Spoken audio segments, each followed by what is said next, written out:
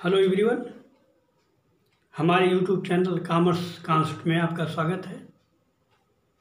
आज हम जिस टॉपिक पर चर्चा करने वाले हैं वह है आरबीआई, जिसे भारत का केंद्रीय बैंक भी कहा जाता है। सन 1920 तक भारत में बहुत सारे बैंक स्थापित हो चुके थे और सबके अपने नियम कानून थे।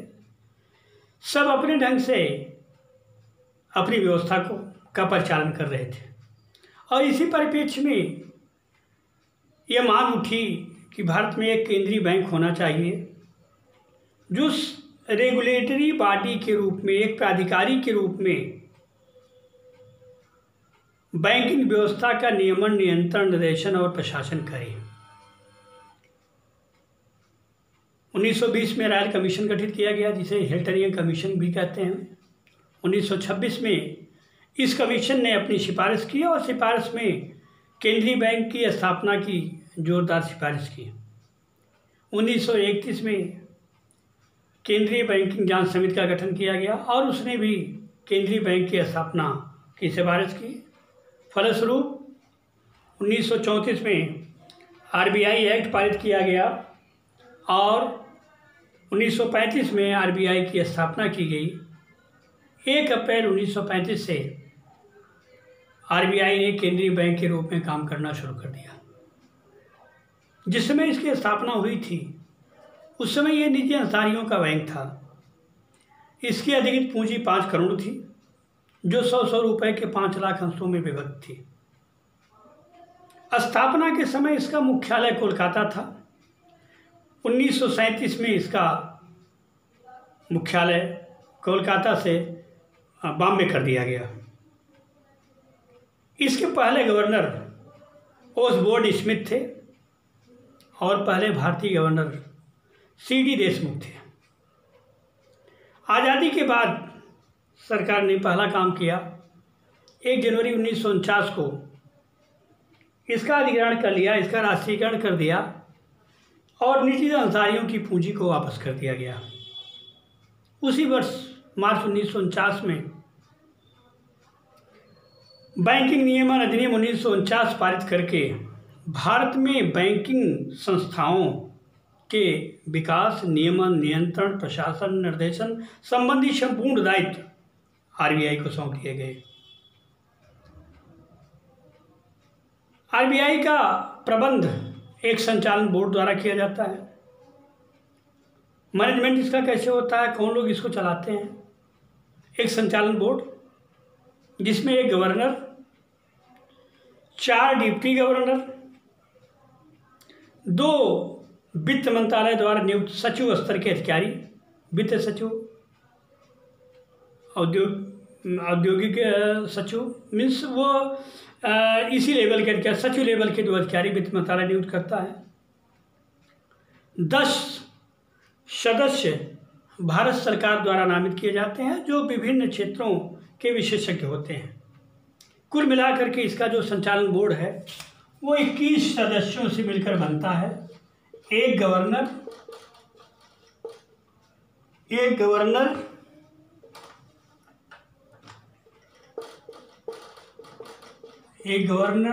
2 डिप्टी गवर्नर,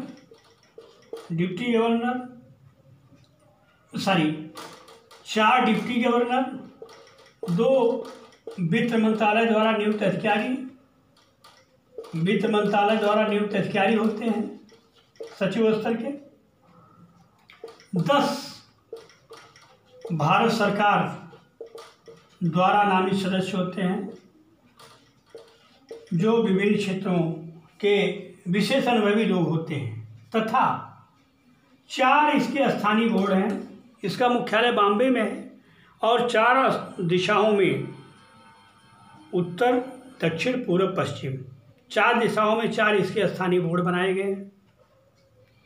उन स्थानीय बोर्डों में 4 निदेशक, कुल 4 निदेशक, स्थानीय बोर्डों में 4 निदेशक होते हैं और इनसे मिलकर के कुल 21, 10, 4, 14, 2, 16, 5, 21 लोगों के मिल करके ये पूरा आरबीआई की गतिविधियाँ संचालित की जाती हैं।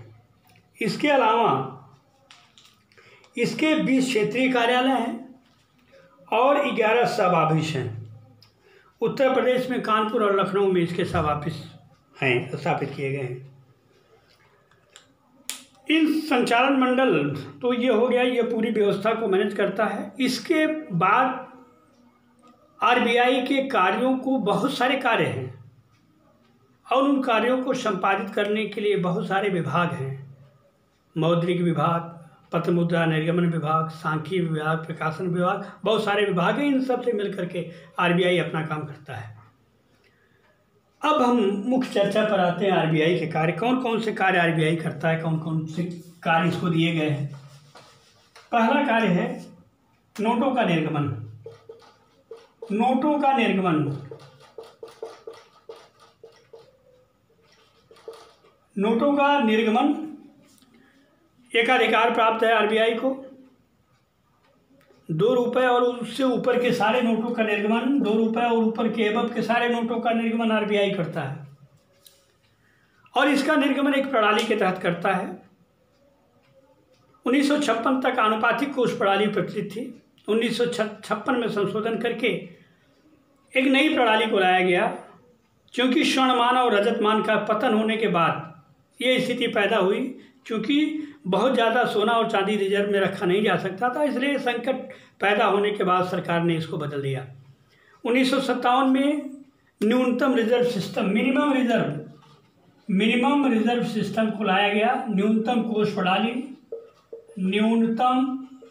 प्रणाली को लाया गया और इस प्रणाली के तहत आरबीआई पत्र मुद्रा का निर्गमन करता है। 2 रुपये से लेकर के अब सारे नोटों का निर्गमन रिजर्व बैंक ऑफ इंडिया करता है। न्यूनतम कोष प्रणाली के तहत वो उसको 200 करोड़ का कोष रखना है और इस न्यूनतम 200 करोड़ का कोष रखना है और इस कोष 200 करोड़ के कोष में 115 करोड़ का स्वर्ण और 85 करोड़ की प्रतिभूतियाँ रखना उसको अनिवार्य है। प्रतिभूतियाँ रखना अनिवार्य, और उसके बाद आरबीआई जितना चाहे वो पत्र मुद्रा निर्मित कर सकता है। लेकिन एक मर्यादा भी है। आपको दे दिया गया इसका मतलब नहीं, आरबीआई को अधिकार ये एक्ट के तहत मिल गया तो इसका मतलब नहीं कि आरबीआई मनमानी करे। नहीं, ऐसा नहीं है। उसकी भी एक मर्यादा है, क्योंकि सारी व्यवस्था को नियंत्रित और निर्देशित काम करने का काम आरबीआई का है। स्थिरता के साथ विकास ये लक्ष्य है। उच्चावचनों से अर्थव्यवस्था मुक्त हो, मतलब लिक्विडिटी को मेंटेन करना, तरलता को मेंटेन करना, न तो तरलता अधिक होने पाए और न तो तरलता कम होने पाए, अर्थात विकास अवरुद्ध न हो। इसको दृष्टिगत रखते हुए आरबीआई अपनी पत्र मुद्रा का निर्गमन करता है। इसके नीचे और एक चीज़, आरबीआई एक्ट में यह भी कहा गया है कि मैक्सिमम ये 10,000 मूल्य वर्ग के नोट निर्गमित कर सकता है। उसके नीचे के जो सिक्के हैं 1 रुपये और उससे नीचे के जो सिक्के हैं ये टोकन मनी के रूप में लीगल टेंडर के तहत भारत सरकार निर्गत करती है, लेकिन डिस्ट्रीब्यूशन का काम आरबीआई का ही है। भले सब भारत सरकार निर्गमित करे, लेकिन डिस्ट्रीब्यूशन का काम आरबीआई ही करता है। उच्च गुणवत्ता वाली नोटों का प्रकाशन, उच्च गुणवत्ता वाले सिक्कों को मार्केट में लाना, और फिर अगर ये नष्ट हो रहे हैं, ख़राब हो रहे हैं, तो इनके नष्ट करने का भी दायित्व आरबीआई का है। इसके लिए इनके 4 प्रिंटिंग प्रेस हैं। मैसूर में है कर्नाटका, शालवनी पश्चिम बंगाल,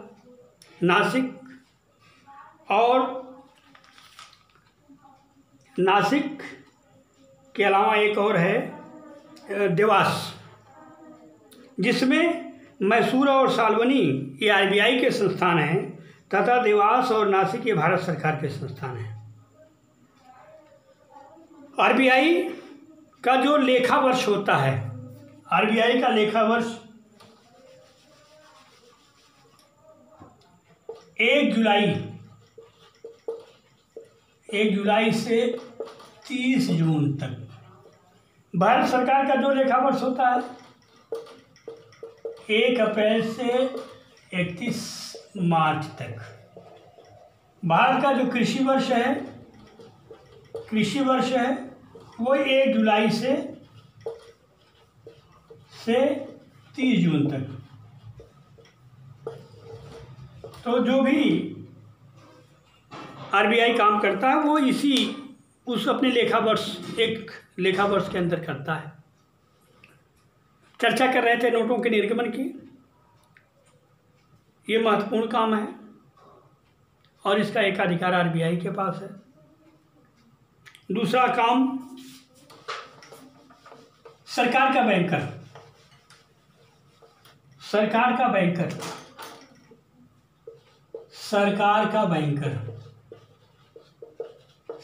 का बैंकर सरकार की जमाओं को प्राप्त करता है और आवश्यकता पड़ने पर उन जमाओं के बराबर जहाँ भी सरकार, भारत सरकार, राज्य सरकार आदेश करे वो पैसा उनको जिसको भी देना है वो देता है।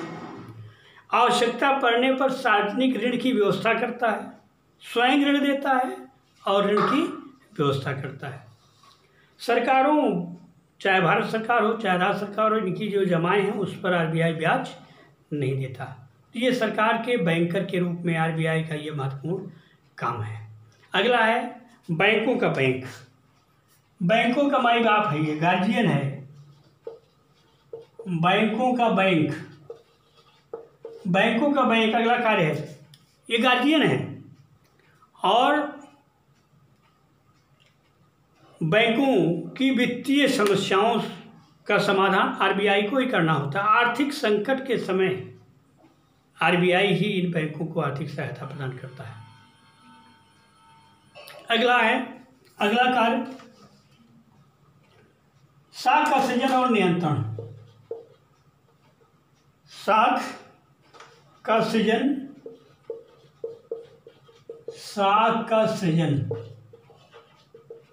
और नियंत्रण,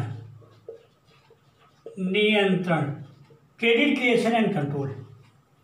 ये सबसे, अगर कार्यों की बात करें तो ये सबसे महत्वपूर्ण कार्य है। इसको हम मौद्रिक नीति भी कहते हैं। मौद्रिक नीति भी कहते हैं। ये सबसे महत्वपूर्ण काम है आरबीआई का, credit creation and control. RBI Bharat में लिक्विडिटी को मेंटेन करने का दायित्व है और उस लिक्विडिटी को मेंटेन करने के लिए आरबीआई मौद्रिक नीति लाता है। मौद्रिक नीति शब्द से स्पष्ट है, जो मुद्रा से संबंधित है, मुद्रा के प्रवाह से संबंधित है। मार्केट में उतनी मुद्रा बनी रहे, लिक्विडिटी की मात्रा उतनी रहे जिससे अर्थव्यवस्था में किसी प्रकार का उच्चावचन न हो, न तो तेजी हो, न तो मुद्रास्फीति की स्थिति हो, न तो संकुचन की स्थिति हो और अर्थव्यवस्था निरंतर विकास की तरफ अग्रसर हो।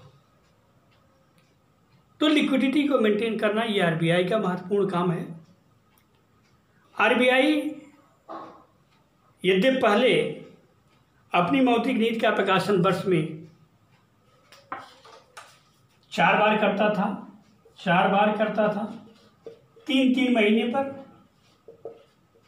अब 6 बार करने लगा, 6 बार 2 महीने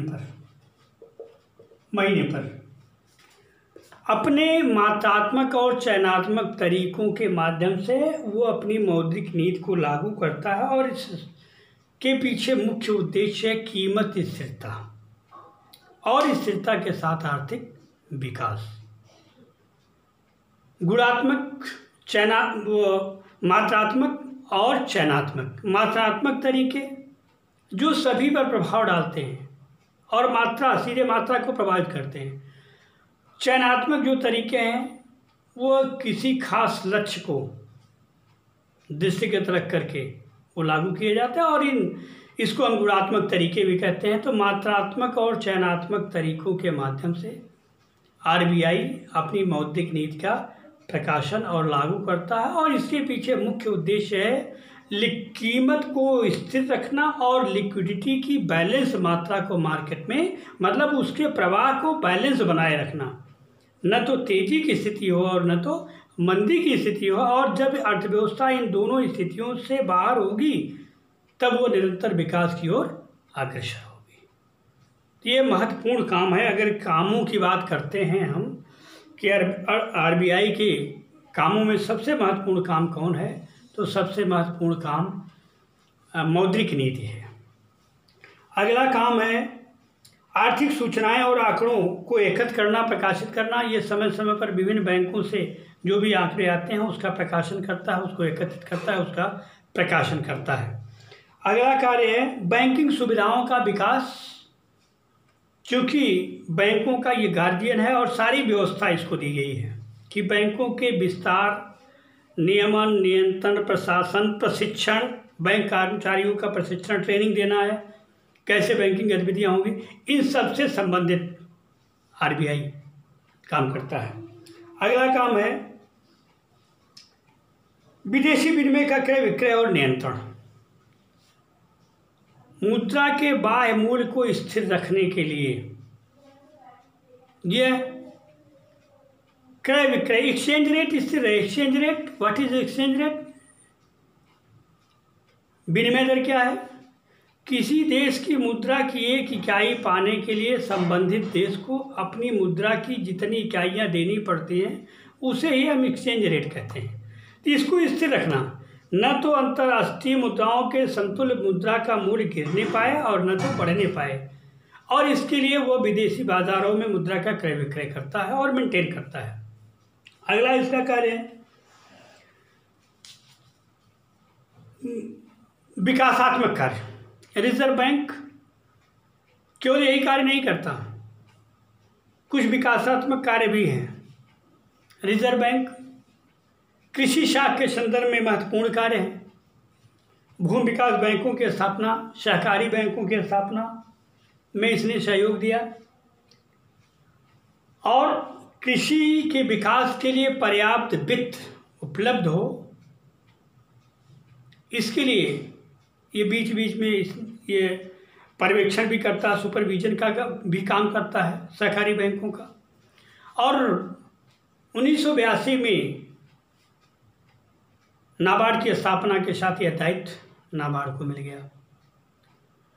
रिजर्व बैंक और औद्योगिक वित्त, ये उद्योगों को, औद्योगिक विकास के लिए उद्योगों को ये सहायता नहीं देता, प्रत्यक्ष सहायता नहीं देता, अप्रत्यक्ष सहयोग करता है। अप्रत्यक्ष सहयोग का मतलब जो भी इस टाइप की संस्थाएं हैं, आईडीबीआई है, IDBI, IFCI, ICICI, state finance corporation, state industrial development corporation, SIDBI, इन सब, क्योंकि ये संस्थाएं, ये औद्योगिक विकास के निमित्त ये संस्थाएं दीर्घकालीन वित्तीय सुविधा प्रदान करती हैं। आरबीआई प्रत्यक्ष उद्योगों को सहायता न दे करके इन बैंकों के माध्यम से अप्रत्यक्ष रूप से औद्योगिक विकास के लिए सहायता देता है। ये केंद्र सरकार और राज्य सरकारों का वित्तीय मामलों में सलाहकार भी है। अगर राज्य सरकारें या भारत सरकार किसी वित्तीय मामलों में किसी भी सलाह की अपेक्षा करती हैं तो आरबीआई एक सलाहकारी की भूमिका भी निभाता है, लेकिन भारत सरकार या राज्य सरकारें उस सलाह को मानने के लिए बाध्य नहीं है। अंतर्राष्ट्रीय मामलों में ये सरकार के एजेंट के रूप में भी काम करता है। आईएमएफ में जो भागीदारी है वहाँ आरबीआई सरकार के एजेंट के रूप में काम करता है। ये सब इसके कार्य हैं आरबीआई के। इसमें कहीं भी आपको कोई दिक्कत हो आप प्रश्न पूछ सकते हैं कमेंट बॉक्स में जा कर के।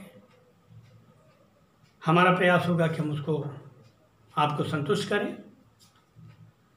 वीडियो को सब्सक्राइब करिए, लाइक करिए, शेयर करिए, और कहीं भी आपको कोई प्रॉब्लम आती है तो आप हमसे प्रश्न करिए, हम आपको संतुष्ट करने का प्रयास करेंगे। अगले वीडियो में हम इसके अगले एक महत्वपूर्ण कार्य जिसकी चर्चा अभी हमने किया कि अगर आरबीआई के कार्यों के बारे में आपसे ये पूछा जाए कि सबसे महत्वपूर्ण कार्य आरबीआई का क्या है, तो सीधा उत्तर होगा क्रेडिट क्रिएशन एंड कंट्रोल अर्थात मौद्रिक नीति सबसे महत्वपूर्ण कार्य है। और अगले वीडियो में हम मौद्रिक नीति को लेके आएंगे। धन्यवाद।